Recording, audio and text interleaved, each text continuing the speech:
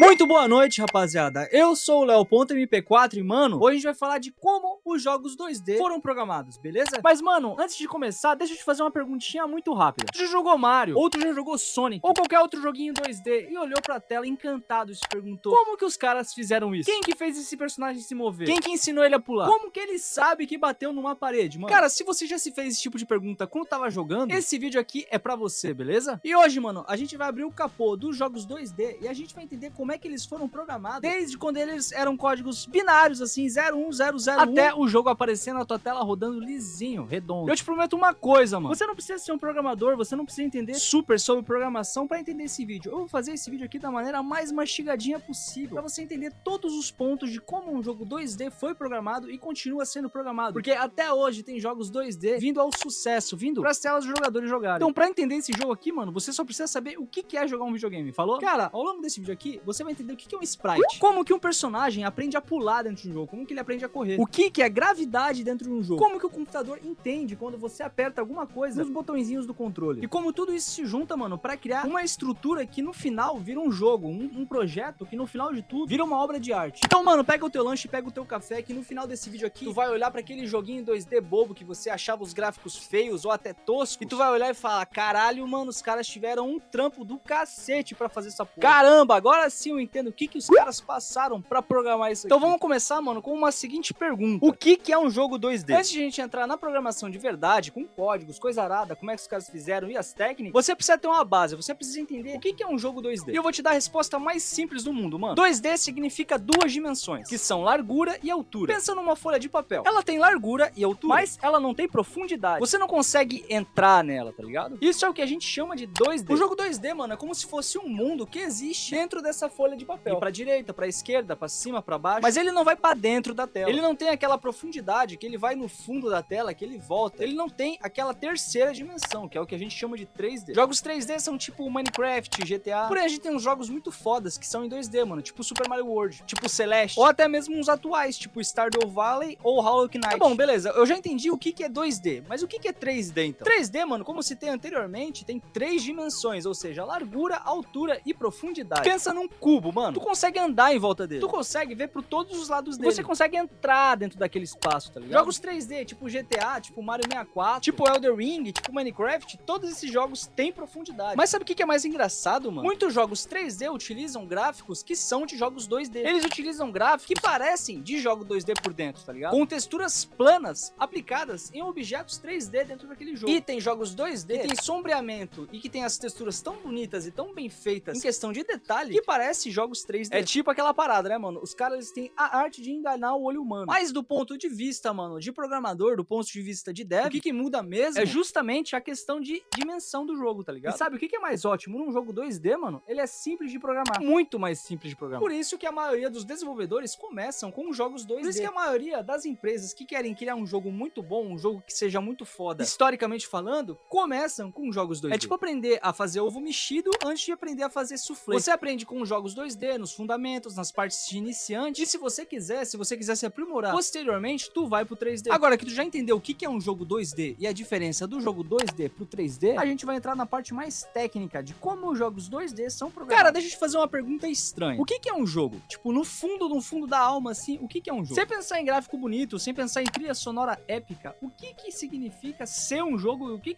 é um jogo? Cara, no fundo, todos os jogos têm 3 coisas que são básicas: imagens, sons e regras. É sério, mano, jogos são simples assim. Eles têm essas 3 coisinhas, tá ligado? Vamos pegar o Mario, por exemplo. O Mario, a imagem dele é de um encanador. Os efeitos, quando ele pula, emitem sons. Os efeitos, quando ele pula dentro da missão, dentro da fase ali, mano, são sons. E a regra diz, se ele cair num buraco, ele morre. Imagem, som e regra. E como que essas 3 coisas aparecem através do computador? Através de código. Agora, o que é código? Cara, código é basicamente uma lista de instruções que um ser humano dá pro computador fazer. Tipo uma receita de bolo, tá ligado? Tu não vai lá e faz o bolo pela metade, coloca ele na bandeja e coloca no forno e coloca pra esquentar. Tu sabe que aquele bolo não tá perfeito. Mas se você segue 100% das regras da receita do bolo e você segue 100% de como é que ele coloca dentro de um forno, da temperatura dele, aquele bolo vai sair da maneira mais próxima do perfeito possível. É basicamente assim que funcionam as instruções que você tem que dar pra um computador através do código. Se o jogador aperta a tecla espaço, faz o personagem subir 10 pixels de altura. Pixel, mano, pra você que não sabe, pensa naquele quadradinhos minúsculos que formam uma imagem. Um pixel, mano, é um desses quadradinhos. quadradinhos. Então você tem um montão de pixels e aqueles montões de pixels se juntam para formar uma imagem completa. Enfim, então o computador, ele lê o código, ele lê a instrução que você emitiu para ele através do controle e ele simplesmente reproduz na tela. Porém, mano, o computador, ele vai fazer exatamente o que você mandou. Nada mais, nada menos. Ele vai fazer exatamente na medida que você emitiu o comando para ele. Se você esquecer de programar que o personagem não pode atravessar uma parede dentro de um jogo, ele vai atravessar sem culpa. Ele simplesmente só seguiu as regras que você modificou para ele seguir. Ele é tipo um funcionário muito literal, tá ligado?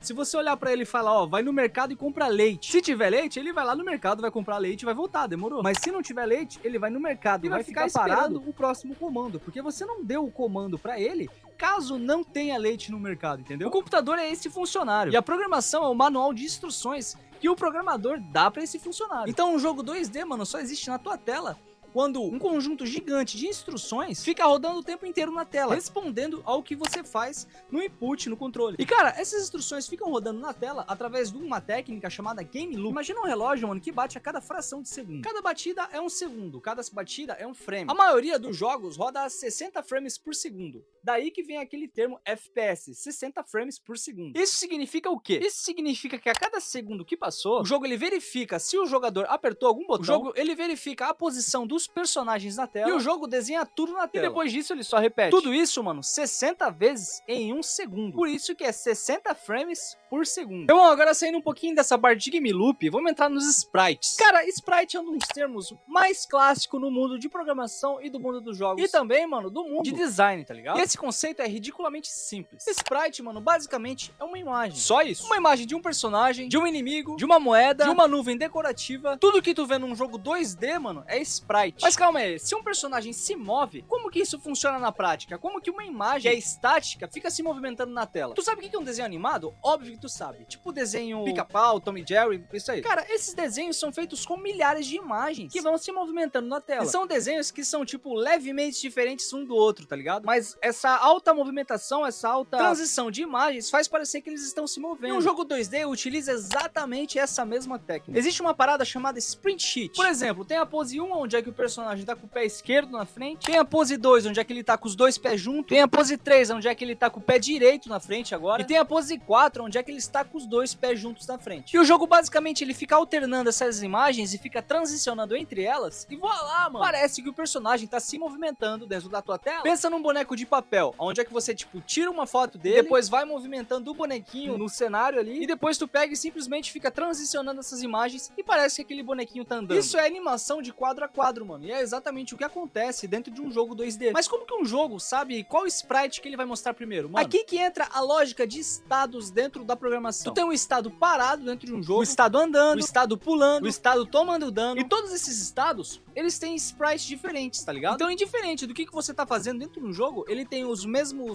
modelo, o mesmo boneco 3D, só que o que muda é o estado. Por exemplo, no Crash Bandicoot lá do PS2, mano, no estado parado dele, tem vários frames onde é que ele tá, sei lá, chutando uma galinha, que ele tá fazendo uma coisa, que ele tá fazendo outra, e ainda assim são sprites. Ele tem sprites quando ele pula, ele tem sprites quando ele corre. E os estados, mano, mudam conforme o que você aperta no controle do videogame. Ah, tu aperta pra ir pra direita, o personagem muda o sprite e muda o estado dele pra ir pra direita. Tu aperta pra ir pra esquerda, o personagem muda o estado dele e muda o sprite também pra ir pra esquerda. Mesma coisa funciona com atacando. Mesma coisa funciona pra pular. E sabe o que é mais curioso, mano? Esse conceito de estados não funciona só pra videogame exclusivo. Ele funciona pro teu celular também, por exemplo. Ele tem o estado de ligado, de desligado, de bloqueado, de chamando. E tudo isso, mano, fica circulando através de uma única ideia. Máquinas de estado. Um conceito poderosíssimo que aparece em quase tudo que tem tecnologia. Mas demorou, vamos voltar pros sprites, beleza? Mano, cada sprite tem um tamanho específico. Cada sprite tem um tamanho em pixels. Por exemplo, vamos chutar aqui um 32 por 32. Isso significa 32 pixels de largura e 32 pixels de altura. E o computador sabe exatamente onde o sprite começa e onde o sprite termina. E isso é extremamente importante para quando a gente for falar de colisão daqui a pouquinho, beleza? Mas beleza, agora que você sabe como que um personagem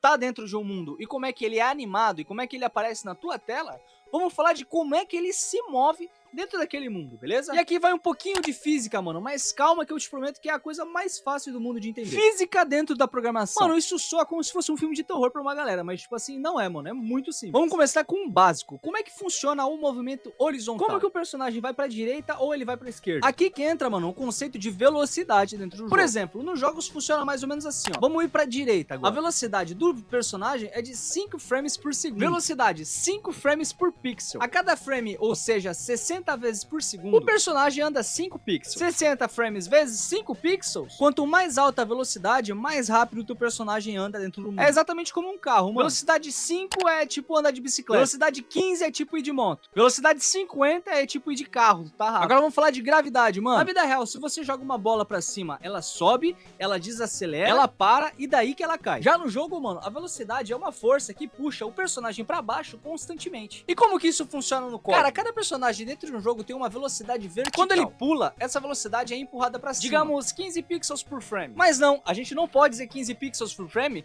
porque na maioria dos jogos, ir pra cima é simplesmente diminuir o valor do Y, tá ligado? A cada frame, o jogo ele simplesmente adiciona um valor positivo à velocidade que ele tá. Tipo, mais um por frame. Vamos utilizar esse valor aqui. Então a gente tem um frame e a velocidade tá menos 15. Ou seja, ele tá subindo muito rápido. A gente tem 5 frames, a velocidade tá menos 10. Ou seja, ele ainda tá subindo, porém ele tá subindo com menos velocidade. A gente tá utilizando o frame 10, então a velocidade tá menos 5. Então ele tá quase parando. A gente tá no frame 20, então ele tá na velocidade mais 5, ou seja, ele já tá começando a cair. Então tu entende que o personagem ele sobe, ele desacelera, ele para e depois ele cai. Igualzinho uma bola na vida real, igualzinho a gravidade na vida real. E detalhe, mano, se você não colocar um teto nessa velocidade de aceleração do personagem quando ele pula, ele vai ficar pulando eternamente, ele vai ficar subindo o resto da vida dele dentro do jogo. Aí a gente utiliza um conceito chamado velocidade terminal, um limite máximo de queda dentro do jogo. Agora vamos falar do conceito que mais dói dentro do jogo, mano. Vamos falar do conceito de colisão. Cara, cada personagem dentro do jogo 2D tem um outro personagem que é criado pra ser espelhado idêntico ao personagemzinho bonitinho que tu tá vendo. Porém, não é ele, não é o personagem bonitinho. É simplesmente uma sombra dele que tá por trás da programação daquele jogo, que se chama hitbox. Cada personagemzinho, mano, tem a sua própria hitbox dentro do jogo. Por isso que quando você pula em cima de um bloco, vamos lá, de grama verde dentro do Minecraft, aquela grama verde, mano, vai ter uma hitbox. E o teu personagem também vai ter uma hitbox pra não fazer ele atravessar aquela grama. Ah, mas o que é uma hitbox? Mano, uma hitbox é basicamente uma caixinha invisível que tá ali só pra representar o seu espaço dentro de um jogo. Como eu disse, ela é invisível só pra você. Pro programador, ele precisa ter uma noção dessa hitbox pra quando ele for fazer as colisões dentro dos jogos, essa hitbox está 100% certeira com o tamanho do personagem 3D. Quando um personagem atira em você dentro do jogo, aquela bala também tem uma hitbox que vai entrar em contato com o teu personagem dentro do jogo e vai fazer o teu personagem perder vida. Então, quando essas duas hitboxes entram em contato, o jogo entende que você sofreu uma colisão, que você sofreu um dano e vai lá e retira pontos no teu valor de vida dentro do jogo. Entendeu? Mas esse foi o vídeo, rapaziada. Se você gostou, mano, deixa o teu dedo no like, se inscreve no canal e deixa o hype, mano. Deixa o hype, mano, porque o hype é importante pra caralho pro canal. E tu me ajuda pra caramba, mano, deixando esse vídeo aqui na página principal do YouTube. Então, mano, deixa o hype e se inscreve no canal. Valeu, rapaziada. Um beijo do Magro.